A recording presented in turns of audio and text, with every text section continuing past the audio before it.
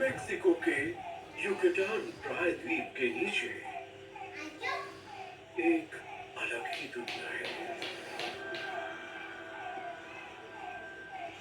मीठे पानी की बनाई हुई जीव है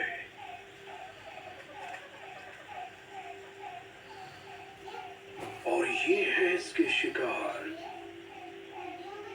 मियाकैट्स का ये परिवार बड़े आराम से रेगिस्तान में रहता है।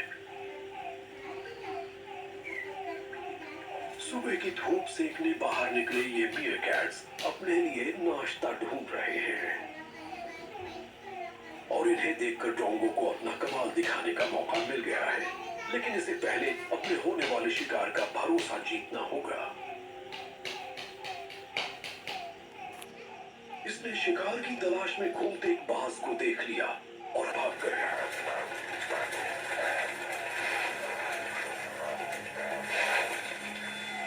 खतरा टल गया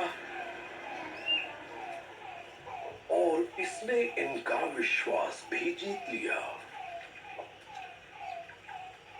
अब इसने एक बार फिर से चेतावनी दी, लेकिन इस बार चेतावनी झूठी थी।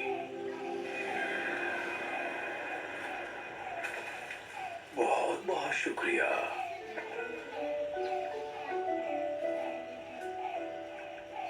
मियाकैट्स फिर से झांसे में आ गए।